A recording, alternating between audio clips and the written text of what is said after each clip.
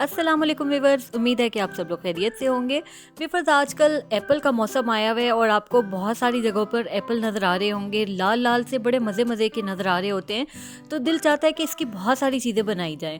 कुछ लोग इसका जैम भी बनाते हैं, मुरब्बा भी बनाते हैं। तो मैं आज बनाने जा रही हूँ एप्पल पाई, जो कि एक बेकरी आइटम है, बहुत मज़े का बनता है। तो आइए रेसिपी स्टार्ट करते हैं। यहाँ पर इसके क्रस्ट के लिए यानी इसकी डो के लिए मैंने 3 कप मैदा डाला है एक बर्तन में, और इसके अंदर 4 खाने के चम्मच घी डाल रही हूँ मैं। आप चाहें, अगर आपके पास बटर है तो आप बटर भी इस्तेमाल कर सकते हैं। उसके बाद इसके अंदर शामिल किया है मैंने आधा टीस्पून नमक, और आधा टीस्पून नमक के बाद 1 टीस्पून बेकिंग पाउडर।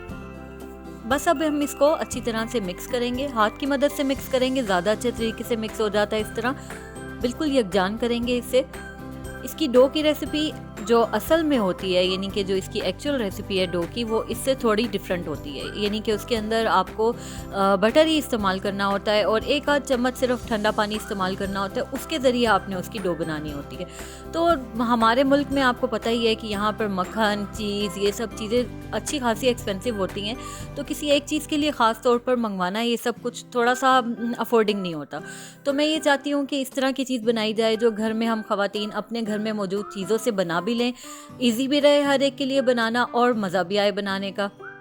आउट की वो वाला पाई क्रस्ट बहुत मज़े का होता है, लेकिन अगर आप इस रेसिपी को फॉलो करते हुए बनाएंगे तो भी बुरा नहीं लगेगा, बहुत मज़े का बनता है। इनफैक्ट मेरे बच्चे इसके सिर्फ क्रस्ट को ही खाते हैं, वो अंदर जो जैम प्यूरी होती है उसको वो नहीं खाते। ये शायद उनका कुछ टेस्ट नहीं बना हुआ एप्पल पाई का, तो इसलिए उनको इतनी कुछ ख़ास अट्रैक्टिव नहीं लगती। उनका टेस्ट जो है वो सिर्फ केक्स, बेकरीज की जो बिस्किट्स हो गए और पेस्ट्रीज़ हो गई, इस टाइप की चीज़ों का उनका टेस्ट ज़्यादा है। तो ये डिपेंड करता है कि घर में बच्चों को क्या चीज़ अच्छी लगती है क्या नहीं, तो उसी तरीके से आप चीज़ों को बना लिया करें। तो इस तरह से मैंने डो को गूंद लिया है बहुत अच्छी तरह से। आपने भी आटे की तरह से ही इसको गूंद लेना है। इसके बाद एक प्लास्टिक की थैली में या जो रैपिंग शीट होती है उसके ऊपर आपने इसको अच्छी तरह से लपेट लेना है और 30 मिनट के लिए इसे फ्रिज में रख देंगे। यहाँ पर लिया है मैंने एक सॉस पैन, इसको मीडियम फ्लेम पे रखा है और 2 खाने के चम्मच इसमें मक्खन शामिल किया है। 2 खाने के चम्मच मक्खन शामिल करने के बाद इसको थोड़ा सा पहले पिघला लेंगे। उसके बाद इसके अंदर 1 कप चीनी शामिल करूँगी मैं। याद रखिएगा कि यहाँ पे फ्लेम हमें हल्का रखना है, तेज़ नहीं होना चाहिए वरना ये दोनों चीज़ें जल जाएंगी। बस इसे अच्छी तरह से मिक्स करेंगे, चम्मच चलाते रहेंगे ताकि ये एक जगह से नीचे लगे ना। जब ये पिघल जाए थोड़ा सा इस तरह, जिस तरह आपको नज़र आ रहा है, तो यहाँ पर मैंने डाल दिए थे एप्पल्स। 5 एप्पल थे ये, इनको धो लिया था। छीलने के बाद इसके मैंने इस तरह से क्यूब कट कर लिया था और इस तरह से मैंने ये सारे इसके अंदर शामिल कर दिए थे। अब इसको मिक्स कर लेंगे इसके साथ हम अच्छी तरह से।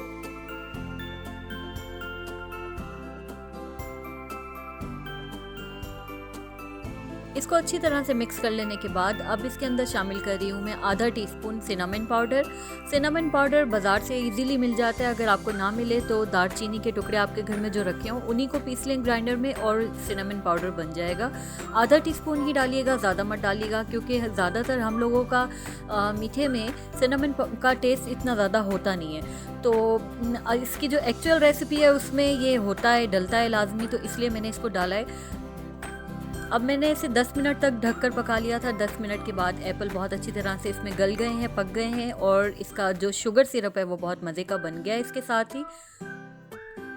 अब इसके अंदर इसको थोड़ा सा ड्राई करने के लिए 2 खाने के चम्मच इसमें मैदा शामिल कर रही हूँ मैं। मैदे के साथ इसे 2 से ढाई मिनट तक पकाएंगे।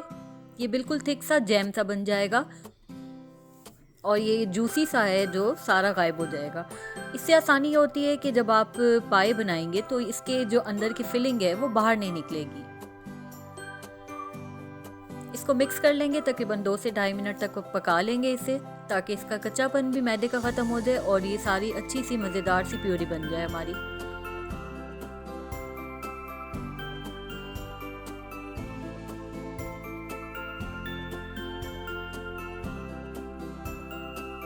बस यहाँ पर एप्पल प्यूरी तैयार हो गई है। अब इसे फ्लेम को ऑफ कर देते हैं और इसे ठंडा होने देते हैं। और यहाँ पर डो को मैंने लिया था जो फ्रिज में रखी थी हमने, इसको निकाल लिया है बाहर। मैदा डस्ट करेंगे टेबल पे और इस डो के 2 पार्ट करूँगी मैं, बराबर पार्ट करेंगे ताकि इसकी 2 रोटियां बनानी है हमें। पेड़े बना लेंगे पहले 2 एक तरह से।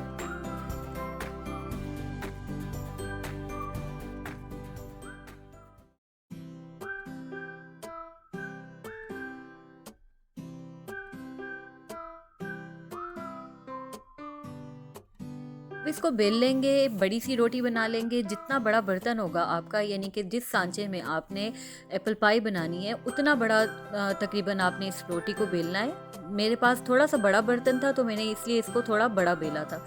अब इसको साइडों से जो पैन है उसके साथ अच्छी तरह से फिंगर्स की मदद से इसे लगाते जाएंगे, जोड़ते जाएंगे। इसको बाहर नहीं निकलने देना, यानी कि आपने इसे उतरने नहीं देना, इसके साथ चिपका देना है बिल्कुल। ग्रीस कर लीजिएगा पैन को, लाजमी याद से मुझे बताना आपको भूल गया था, लेकिन इसको आपने पैन को अच्छी तरह से ग्रीस करना है ताकि जब ये बेक होगा तो उसके बाद फिर आप इसे आसानी से निकाल सकेंगे। इसके बाद कांटे की मदद से इस पर सुराख कर लेंगे ताकि ये फूले ना। इसको साइड पे रख देंगे और इसी के अंदर अब हम जो एप्पल प्यूरी बनाई थी हमने वो सारी की सारी इसके अंदर डाल देंगे।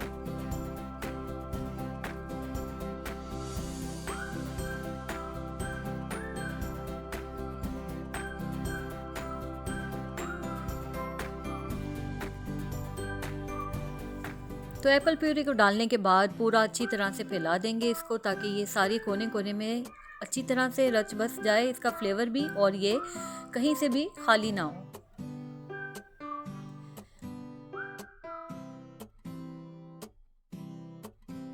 बाद जो दूसरा पेड़ा था उसकी हमने बड़ी सी रोटी दोबारा बनाई है, बिल्कुल उसी तरह की बड़ी बनानी है जैसे आपने पहले बनाई थी।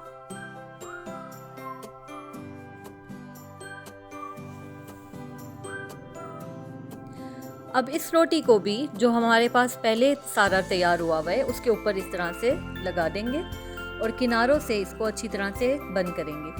पहले इन्हें आपस में जोड़ के बंद करेंगे, उसके बाद जो सांचा है यानी कि जो मोल्ड है उसके किनारों के साथ इसको चिपका के प्रेस करते जाएंगे, जिस तरह मैं आपको दिखा रही हूँ इसी तरीके से। इससे ये होगा कि जब आप इसको निकालेंगे बेक करने के बाद तो ये जिस शेप का आपका सांचा था साइडें इसकी बिल्कुल सेम उसी तरह की बनेगी, बहुत प्यारी लुक आती है। बल्कि सबसे ज़्यादा मज़े का जो पार्ट मुझे लगता है एप्पल पाई को बनाने का वो यही वाला लगता है, क्योंकि इसमें एक तो मज़ा बड़ा आता है बनाने का, दूसरा इसकी हमें पता होता है कि जब ये बेक होगा तो अब इसकी शक्ल कैसी बनेगी। तो बड़ा इंजॉय करते हैं बेकिंग की चीज़ें बनाते हुए। आप लोग भी इंजॉय किया करें बनाते वक्त। की मदद से इसके ऊपर भी सुराख कर लेंगे, उससे ये होगा कि ये ऊपर की लेयर भी जो है वो भी फूलेगी नहीं। अब एक अंडा लेंगे, उसको फेंट लेंगे और इस तरह से एग वॉश कर लेंगे। खाली जर्दी लगाने की ज़रूरत नहीं है, पूरा एक अंडे को लेकर आप फेंटें और इस तरह से एग वॉश कर लें। अब चाहे तो आप इसको इसी तरह भी बेक कर सकते हैं अगर आपने टॉप लेयर पे एप्पल नहीं लगाने। अगर आपने एप्पल लगाने हैं तो फिर जिस तरह मैं लगाऊंगी आप पहले उस तरह देख लें, और अगर आप चाहें तो इसको सेम इसी तरीके से भी बेक कर सकते हैं। लेकिन मैं इसकी टॉप लेयर पे एप्पल लगा रही हूँ, बहुत मज़े के लगते हैं इस तरह। एप्पल पाई की एक जो मज़ेदार सी लुक होती है वो मुझे इसके टॉप लेयर पे एप्पल लगे हुए तो मज़ा आता है। इस तरह से सारे एप्पल्स को मैंने सेट कर लिया इसके ऊपर। अब इसके ऊपर यानी टॉप पे आइसिंग शुगर थोड़ी सी स्प्रिंकल करेंगे। इससे ये होता है कि जब आप बेक करेंगे पाई को तो जो टॉप लेयर पे सेब लगाए हैं हमने ये ब्राउन नहीं होंगे, ये बहुत हल्के से गोल्डन कलर में आएंगे लेकिन ब्राउन नहीं होंगे। बहुत प्यारा सा कलर बनता है इसके बाद। तो बस अब पाई बेकिंग के लिए तैयार है। अगर आप गैस ओवन में बेक करना चाहेंगे तो 180 डिग्री पे आपने इसको 10 मिनट 20 मिनट पहले कम से कम इसे प्रीहीट कर लेना है, और कम से कम भी 35 से 40 मिनट लगेंगे गैस ओवन में बेक होने में। और मैं देगचे में कर रही थी तो मुझे इसमें लगे थे तकरीबन 50 मिनट, और मीडियम फ्लेम रखा था मैंने, और 10 मिनट पहले कम से कम मैंने प्रीहीट किया था। तो लीजिए व्यूअर्स, मज़ेदार सी एप्पल पाई हमारी तैयार है। मैं आपको इसका क्रस्ट दिखाती हूँ साइड से, बहुत ही मज़े का बना है और बहुत फाइन बनता है। और इसकी शेप जो ख़ास तौर पे मोल्ड की वजह से आती है, मुझे सबसे ज़्यादा मज़े की और प्यारी चीज़ एप्पल पाई में वो लगती है, और इसकी टॉप लेयर और जो इसकी शेप होती है साइड से वो मुझे बहुत ही पसंद है। तो आप इस रेसिपी को घर में ज़रूर ट्राई करके देखिएगा, मुझे उम्मीद है कि आपके घर वालों को भी ज़रूर पसंद आएगी। इसलिए आजकल जैसे मार्केट में एप्पल बहुत ज़्यादा आ रहे हैं तो आजकल ज़रूर ट्राई करके देखिएगा, मज़े के लगेंगे। बस मेरी सबसे पहली कोशिश ये होती है कि ऐसी चीज़ बनाई जाए जो बजट फ्रेंडली हो और घर में रखी हुई चीज़ों के साथ ख़वातीन आराम से मैनेज करके बना सकें। तो अगर आपको मेरी ये नई रेसिपी पसंद आई हो वीडियो अच्छी लगी हो और मेरी मेहनत अच्छी लगी हो तो इसको लाइक और शेयर भी ज़रूर कीजिएगा, और चैनल को सब्सक्राइब करना तो आपको पता है कि बिल्कुल भी नहीं भूलना होता। मिलते हैं एक नई सी मज़ेदार सी वीडियो के साथ दोबारा से, तो तब तक के लिए अल्लाह हाफिज़। Thank you for watching.